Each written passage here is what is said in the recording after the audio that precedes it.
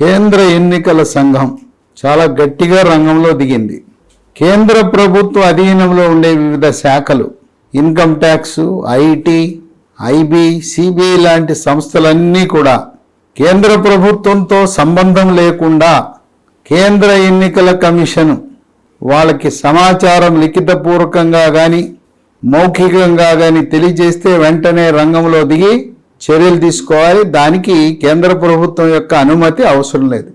అటువంటి స్వయం ప్రతిపత్తి కలిగిన కేంద్ర ఎన్నికల కమిషన్కి సర్వాధికారాలు ఉన్నాయి. కేంద్ర ఎన్నికల కమిషన్ రాష్ట్రపతి ద్రౌపది ముర్ము ఆదేశాల ప్రకారమే పనిచేస్తారు.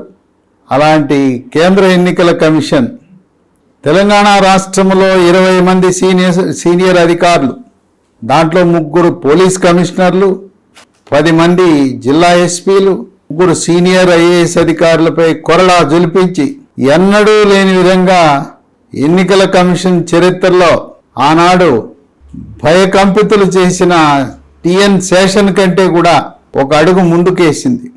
ఇక ఇప్పుడు మరొక ఆశ్చర్యకరమైన అంశం, తెలంగాణ ఎలక్షన్ కన్నడ కలెక్షన్. బెంగళూరు నగరంలో అక్కడ 42 కోట్ల రూపాయలు 22 అట్టపెట్టెల్లో సర్దారు. ఇన్కమ్ ట్యాక్స్ అధికారులు వాళ్ళకు కొంత సమాచారం అందింది. దాని ఆధారంగా గురువారం రాత్రి నుంచి నిఘా పెట్టారు. ఈ ఇన్కమ్ ట్యాక్స్ అధికారులు కర్ణాటక రాష్ట్రానికి, దక్షిణ భారతదేశానికి చెందిన వాళ్ళు కాదు. వాళ్ళు ఢిల్లీ నుంచి, బొంబాయి నుంచి, ఉత్తర భారతం నుంచి దిగారు. వీళ్ళు ఉన్నట్టుగా కూడా కర్ణాటకలో ఉండే ఐటీ అధికారులకు కానీ ఎవ్వరికీ సమాచారం కూడా లేదు. ఏ రాష్ట్రపు అధికారులు ఎక్కడ పనిచేస్తున్నారో, కర్ణాటక రాష్ట్రంలో ఏ మూలున్నారో కూడా తెలవని పరిస్థితిలో వాళ్ళు అంత నిఘా పెట్టి రహస్యంగా వాళ్ళ కార్యక్రమాన్ని నిర్వహిస్తున్నారు. గురువారం రాత్రి వాళ్ళకి సమాచారం రాగానే శుక్రవారం తెల్లవారుజామున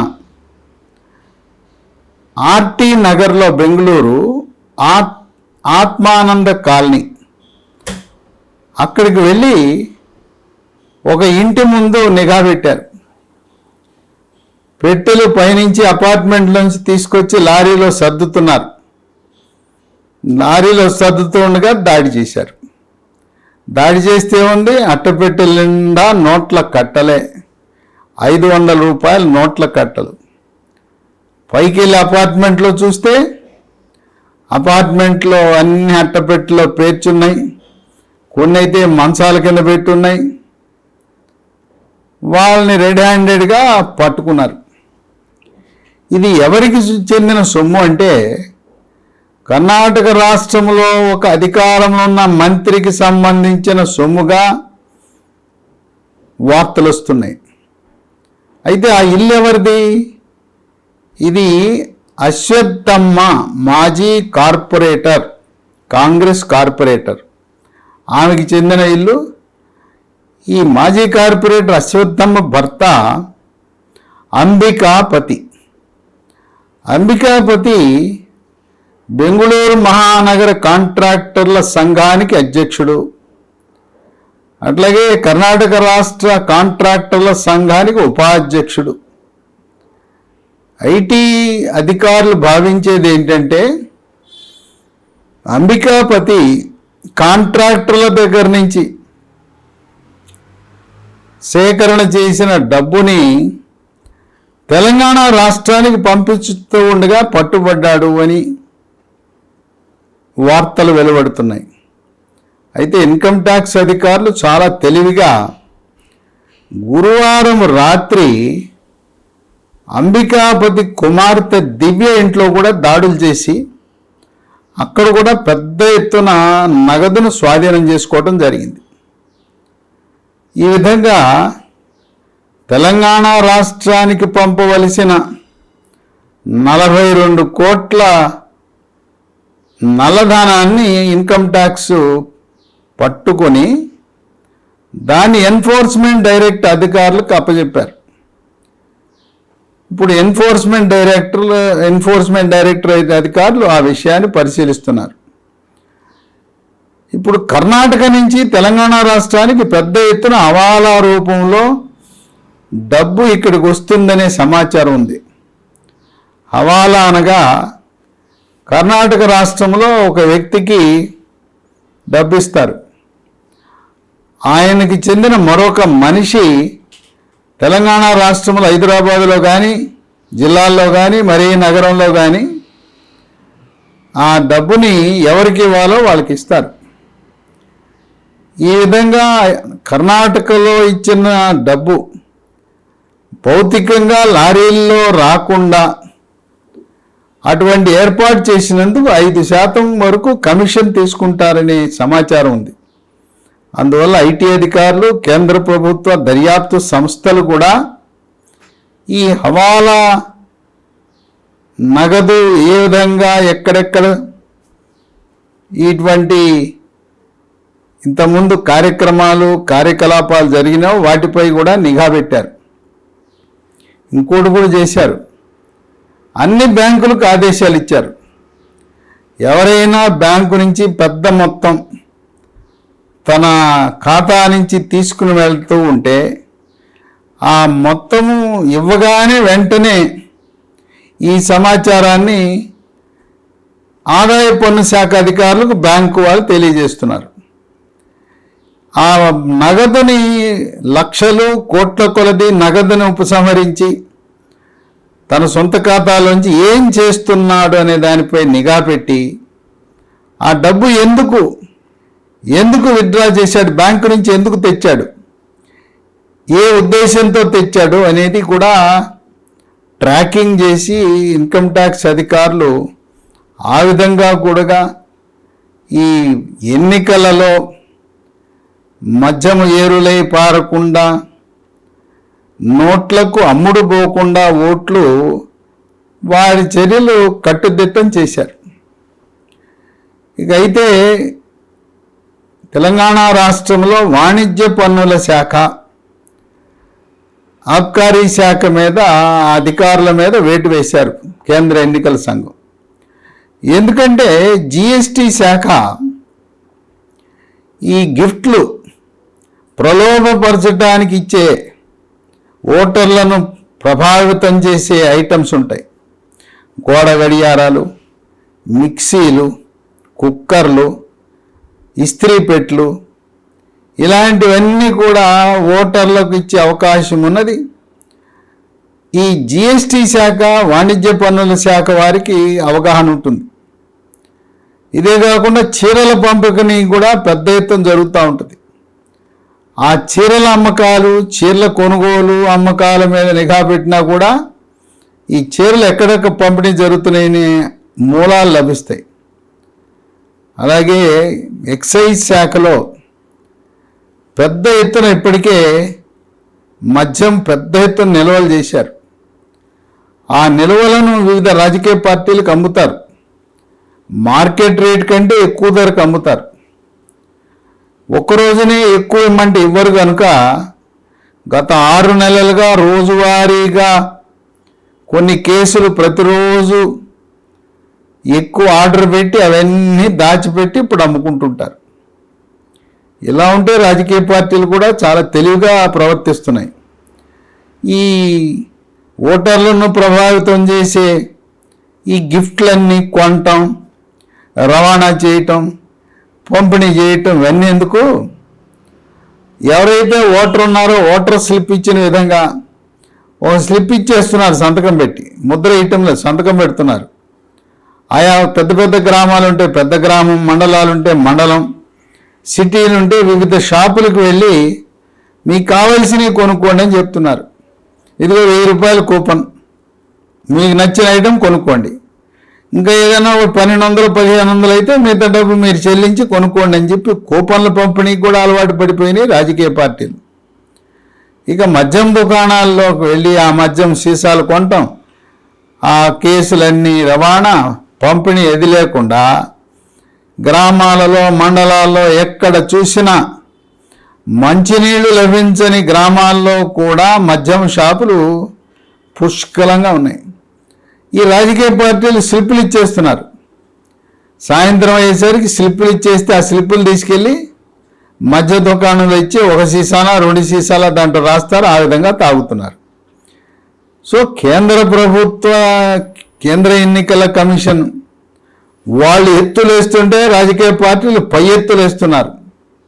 వాళ్ళ వ్యూహాలకు, కేంద్ర ఎన్నికల కమిషన్ యొక్క వ్యూహాలకు ప్రతి వ్యూహాలు రచిస్తున్నాయి రాజకీయ పార్టీలు. 6 మద్యంతోనూ డబ్బు కట్లతోనూ ఓటర్లను ప్రభావితం చేసి, ఓటర్లను కొనుగోలు చేసి ఎట్లా కొట్ట గెలిచేయాలనే సంకల్పంతో రాజకీయ పార్టీలుంటే, మరోపక్క నిఘా సంస్థలు కూడా చాలా పట్టుదలగా ఉన్నాయి. ఎన్నికలు జరుగుతున్న 5 రాష్ట్రాల్లో కూడా, తెలంగాణ రాష్ట్రంలో ఉత్తరాది నుంచి ఇన్కమ్ ట్యాక్స్ బృందాలు వచ్చినాయి, సిబిఐ బృందాలు ఉన్నాయి, ఎన్ఫోర్స్మెంట్ డైరెక్టరేట్ బృందాలు ఉన్నాయి. అలాగే జిఎస్టీ అనేది రాష్ట్ర ప్రభుత్వ వాణిజ్య పన్నుల శాఖతో పాటు కేంద్ర ప్రభుత్వ జిఎస్టీ శాఖ ఉంది. జిఎస్టీలో కూడా విజిలెన్స్ ఉంది. కేంద్ర జిఎస్టీలో ఉత్తర భారతానికి చెందిన రాష్ట్రాల నుంచి తెలంగాణ రాష్ట్రంలోకి దింపారు ఈ బృందాలను. స్థానికంగా పనిచేసే అధికారులకు ఎవరు వచ్చారు, ఏం చేస్తున్నారనే సమాచారం ఉండదు. అందువల్ల ఇప్పుడు ఈ మద్యమకి అడ్డుకట్ట వేయాలని, నోట్ల పంపిణీ జరగకుండా చేయాలని కృతనిశ్చయంతో కేంద్ర ఎన్నికల commission chief commissioner Rajiv Kumar ఉన్నారు. ఇక ఇటువంటి వ్యూహాల మధ్యలో మరి రాజకీయ పార్టీలు విజయం సాధిస్తాయా, లేదు కేంద్ర ఎన్నికల సంఘము, కేంద్ర నిఘా సంస్థలు విజయం సాధిస్తాయనేది కష్టతరమే. ఎందుకంటే ఈ రాజకీయ పార్టీలు గత 40 సంవత్సరాలుగా ఓటర్లను ప్రభావితం చేయటానికి అలవాటు పడిపోయినాయి. అందువల్ల ఈ కర్ణాటకలో జరిగిన సంఘటన, అక్కడ అధికార పార్టీగా ఉన్న కర్ణాటక కాంగ్రెస్, దీని ప్రభావము తెలంగాణ రాష్ట్రం మీద పడబోతా ఉంది. తెలంగాణ రాష్ట్రం చుట్టూ బోర్డర్లు ఏదైతే ఉన్నాయో, బోర్డర్లో ఉండే చెక్ పోస్టులో నిఘా పెట్టారు, హవాలాల మీద నిఘా పెట్టారు, బ్యాంకుల మీద నిఘా పెట్టారు, ఇన్కమ్ ట్యాక్స్ దాడులు, ఎక్కడ ఏం జరుగుతుందో తెలియదు. ఎక్కడైనా కోట్ల కొలది చెల్లింపులు కానీ, కోట్ల కొలది బ్యాంకు నుంచి తీసుకెళ్తుంటే దాని మీద నిఘా పెట్టడం, ఇవన్నీ కూడా చిత్తశుద్ధితో, పారదర్శకతతో, నిబద్ధతతో కేంద్ర ఎన్నికల కమిషన్ తమ వంతు ప్రయత్నం వాళ్ళు చేస్తున్నారు. కర్ణాటక రాష్ట్రంలో కర్ణాటక రాష్ట్ర పోలీసు కేంద్ర నిఘా సంస్థలకు సహకరించని కారణం వల్ల వాళ్ళు కేంద్ర బలగాలను ఆశ్రయించి, కేంద్ర నిఘా సంస్థలు వాళ్ళు సిఆర్పిఎఫ్ బలాలను వారి వెంట తీసుకువెళ్ళి వాళ్ళపై దాడులు కూడా జరిగే అవకాశం ఉన్నది. కనుక ఎప్పటికప్పుడు ఎక్కడికి వెళ్ళినా కూడా కేంద్ర సాయుధ బలగాల అండదండలతో ఇన్కమ్ ట్యాక్స్, ఈడీ, జిఎస్టీ, అలాగే నిఘా విభాగం, ఇన్ఫర్మేషన్ బ్యూరో, ఐబీ, ఈ సంస్థలన్నీ కూడా చిత్తశుద్ధితో కేవలం తెలంగాణనే కాకుండా మిగిలిన 4 రాష్ట్రాల్లో కూడా ఎన్నికల్లో మద్యము ప్రభావము, డబ్బు ప్రభావం లేకుండా చేయాలనే సంకల్పంతో వాళ్ళు ప్రయత్నం చేస్తున్నారు. దీనికి ప్రజల యొక్క సహకారం కూడా ముఖ్యం. ఓటర్లు మాకు డబ్బు వద్దు, మాకు మీ గిఫ్ట్లు వద్దు, మీ చీరలు వద్దు, మీ సారా సీసాలు వద్దని అన్న రోజు జాతిపిత మహాత్మా గాంధీజీ కన్న కలలు, బాబాసాహెబ్ అంబేద్కర్ ఏ ఉద్దేశంతో మన రాజ్యాంగాన్ని రచించాడో అది సఫలీకృతం కావాలంటే ఓటర్లలో చైతన్యం రావాలి. 1 రోజు 2 రోజులు వాళ్ళిచ్చే తాయిలాలకు ప్రలోభపడకుండా స్వచ్ఛందంగా నచ్చిన వారికి మనం ఓటు వేయవలసిన అవసరం ఉంది.